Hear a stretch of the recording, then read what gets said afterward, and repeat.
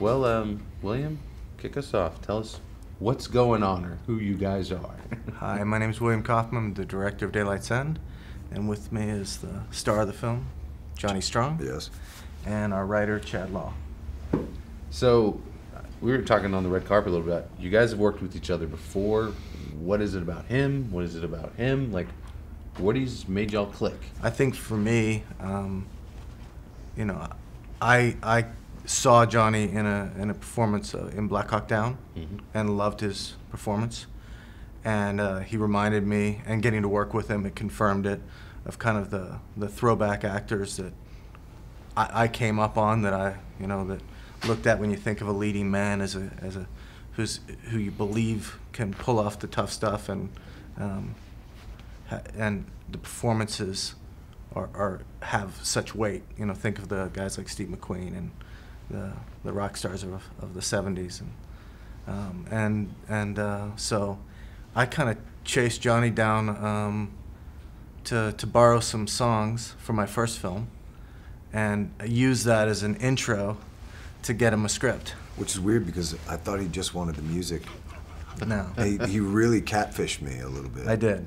Which was great because I thought I was catfishing him too, because he sent me the script to give him some music, and I was like, fuck, this is gonna be, I think I want to star in this movie. How do I convince him of that? So kind of worked out. So, what is it about his background and him capturing this type of action? Because I think you do action so much better than people with like huge budgets. You capture the Thank you. the heart racing beat of it, but also just the shit's got to happen and we got to move on. Like it's all not glamour. It feels like you guys are capturing the reality of something. For me, I think about there's fight movies that are the beautiful kung fu wire work stuff, and then and I think we live in a day and age where violence is so available to everyone to see. It's like when you watch a street fight. That's not a cool, exciting thing. That's a scary, dangerous thing. Mm-hmm. It's an ugly thing. And I think that has the weight and a dramatic weight into it, that it's the same thing. I've been in sketchy situations. I know it's not exciting and cool, and I think I want to portray violence as grounded in reality as possible. So. And looking on the flip side of it, looking at the script and the supernatural elements, the non-reality side, how much fun was that? It was a blast. But when we set out to do it, we were like, he's talking about the realistic aspect of it. There's two ways to do it. And Johnny mentioned Resident Evil, I think, last night. And there's the Resident Evil way, which is fine. That's the I guess I would say comic book fun version. But then there's the path that we took, which was basically trying to make, what if this is the reality? And, this is the real situation, and treat it as real as, you possibly can. And I think that's it. This is a crazy idea, but we wanted to ground it as much in reality as possible, and take it as seriously as possible, so that the stakes would be as high and as real as possible.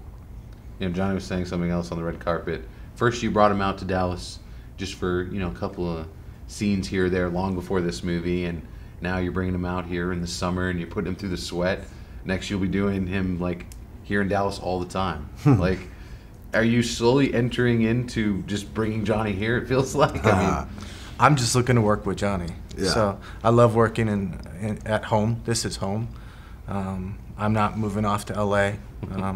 Dallas is my home. So. If I can shoot movies here, I'd love to shoot movies here. What's it like capturing Dallas, since it isn't captured on film as much? Well, I think it's really freeing, because you're not trying to.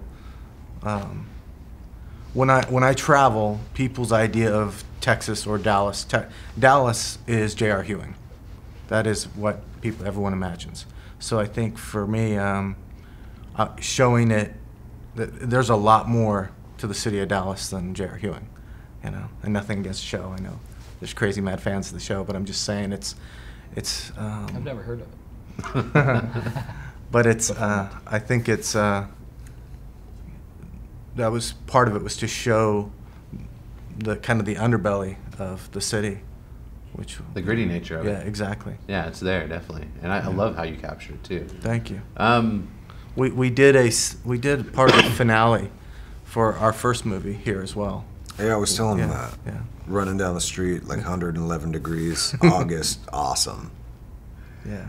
What's it like being able to have what you guys had last night with not just, you know, friends and family, but a large portion of the cast and just a packed house? People got to really enjoy the hell out of this film.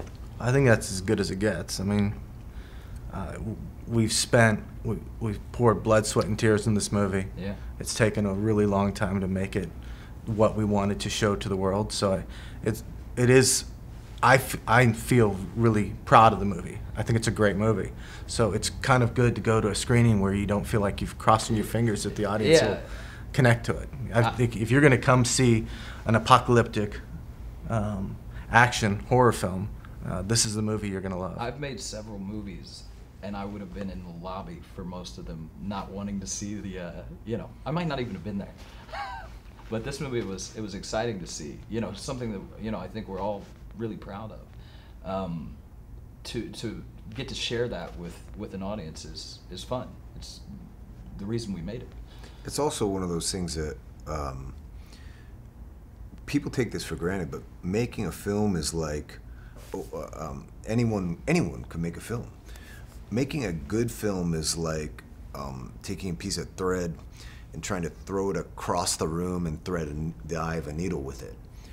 There's lots of bad movies in the world, you know. So I'm sure that I could speak for the three of us that the result of Daylight's End, we're all so proud of it. So being able to share that with everyone who worked on the film and fans of the film and stuff like that is such a relief and a great feeling, you know.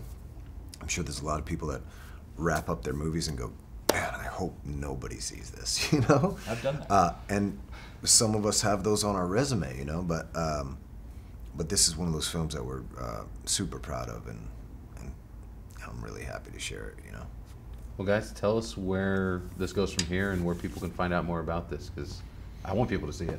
Well, thank you. I mean, I think the next step for us is we're locking up our domestic distribution deal, which is fingers crossed. We've got a limited theatrical option, possibly. So we'll see what happens. Up until that, you know, we'll know. I'd say in the next 30 days what all that is. We'll have our street date, our release date, and everything within the next 30 days.